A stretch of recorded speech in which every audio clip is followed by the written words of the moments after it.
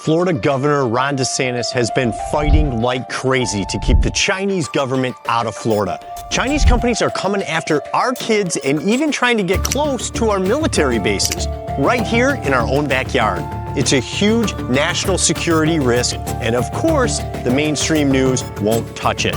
In this video, I'm going to show you how the Chinese government has already made two bold moves to sneak into Florida and what DeSantis is doing to shut it down. I'll break down how our education system here in the US might actually be controlled by the Chinese Communist Party. And it's worse than you think. And I'll show you how China could literally flip a switch and turn off the lights for every single American. This is scary stuff. Let's jump in. Imagine waking up and finding out a foreign adversary is buying land right next to your military bases. Sounds crazy, right? Well, that's exactly what's been happening right here in Florida. And the worst part? Hardly anybody's talking about it.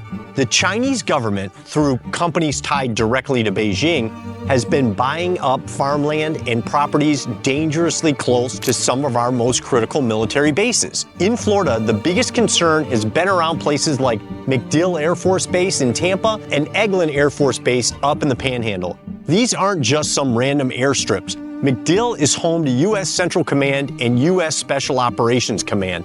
Eglin is one of the largest Air Force bases in the world and critical for our weapons testing and development. If a foreign country wanted to spy, sabotage, or just plain gather intel, being next door to these bases is a dream come true. And Ron DeSantis saw the threat early. In 2023, he signed a law banning Chinese citizens and companies from buying land near military installations and critical infrastructure in Florida. That law says foreign adversaries, including China, Russia, Iran, and North Korea, can't buy farmland or land within 10 miles of a military base. And if they already own it, they're forced to sell it. DeSantis said it straight. Florida is taking action to stand against the United States' greatest geopolitical threat, the Chinese Communist Party. But listen, this isn't just a Florida problem. According to Florida Daily, Chinese investors have purchased farmland near at least 19 military bases across the United States. And we're not talking about little patches of land either. In Texas, near Laughlin Air Force Base, a former Chinese military officer bought 130,000 acres. That base is where we train some of the best military pilots in the world. Another scary spot? Grand Forks Air Force Base in North Dakota, home to some of our most sensitive drone operations. Chinese interests bought land just miles from there too. So far, the federal government has been slow to act. There's no nationwide ban yet, and it's been left to the states to protect themselves. Florida's leading the charge, but make no mistake, this is a national security issue that could blow up big if we don't stop it now. But here's where it gets even scarier. China's not just going after land, they're going after our schools too. Right here in Florida, a Chinese-owned company called Spring Education Group has been buying up private schools. And guess what? Spring Education is majority owned by Primavera Capital Group, a firm with direct ties to the Chinese Communist Party.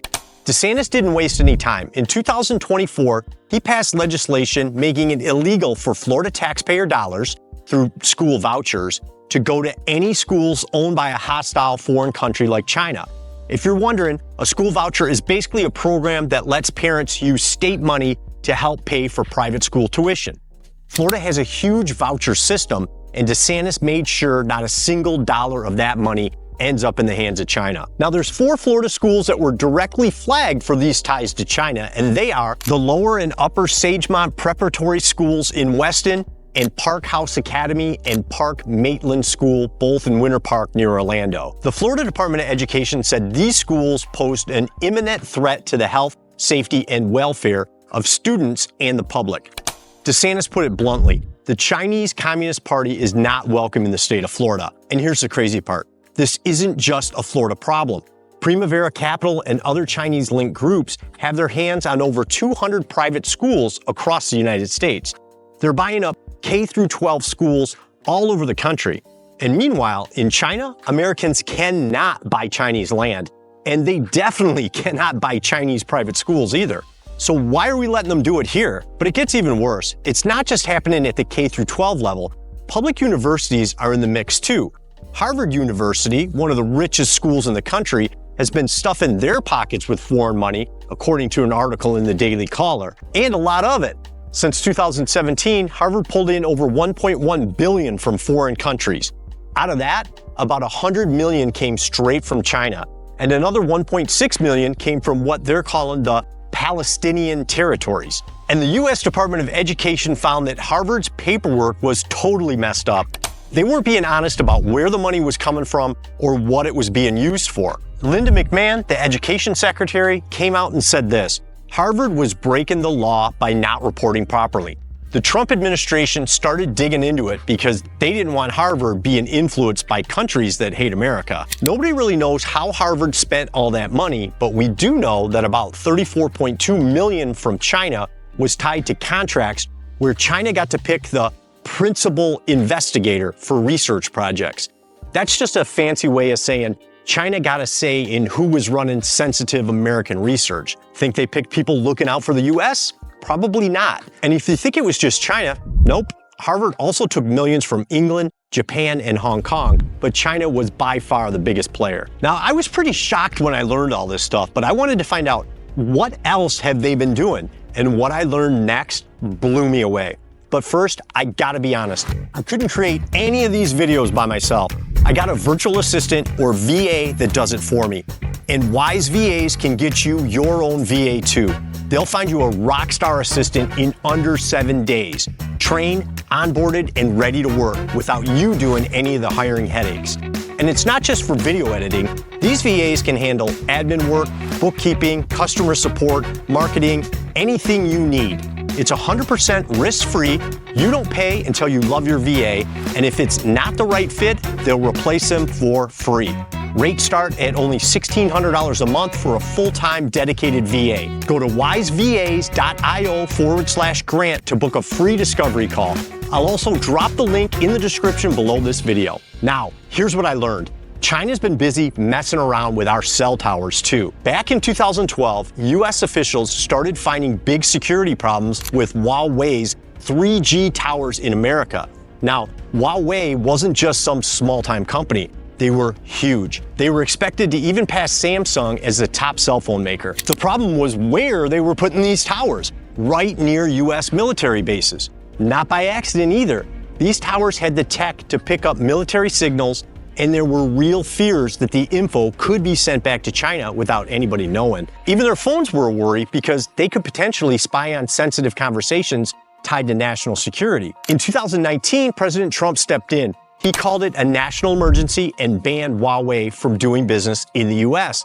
That move cut them off from American tech, software, and parts, making it a lot harder for Huawei to operate.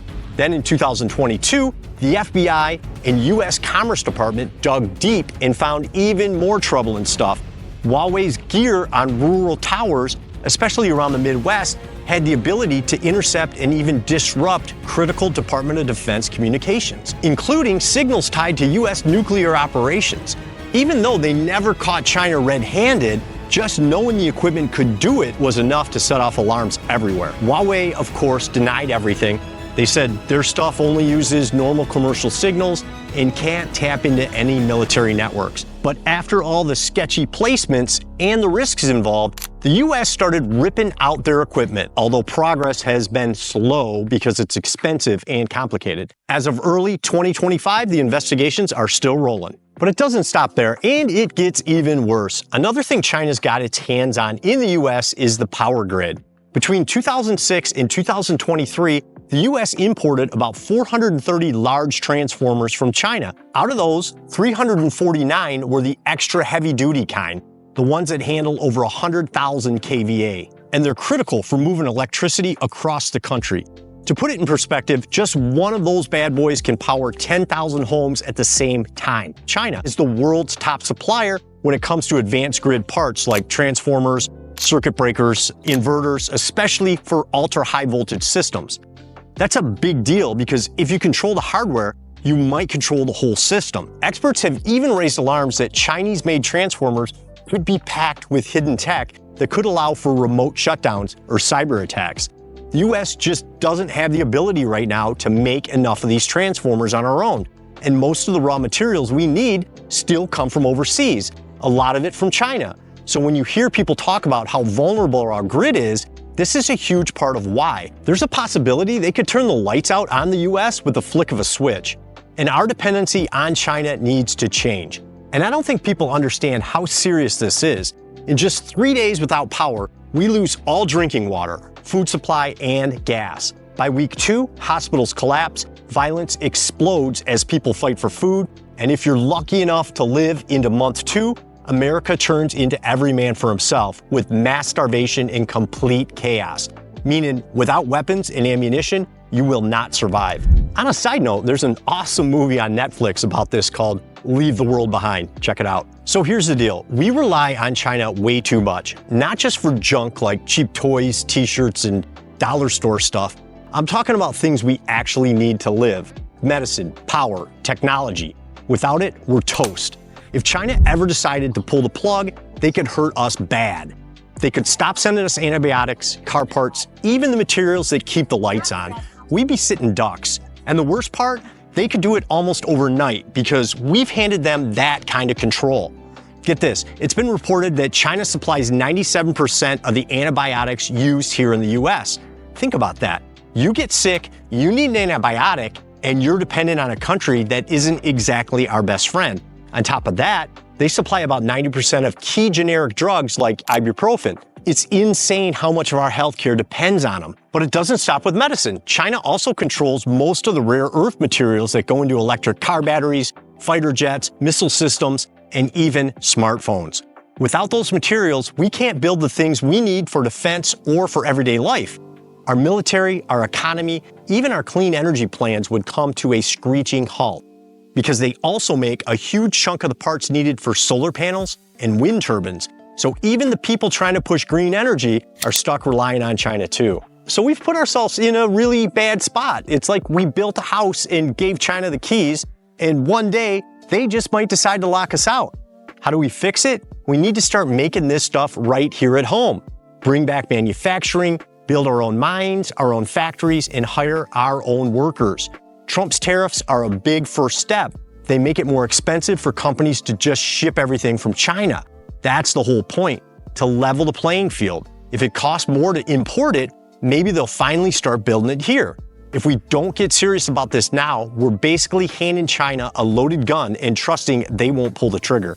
And that's just plain stupid. And at the end of the day, the real lesson here is pretty simple. We gotta stop giving away our power. Whether it's our schools, our cell towers, or our medicine, the more we depend on other countries, especially ones that don't have our best interest in mind, the weaker we become. We should be making the things that matter most right here in America, by American workers for American families. If we don't start now, there's gonna come a day when it's too late to get it back. Now here's some great news coming to the Sunshine State.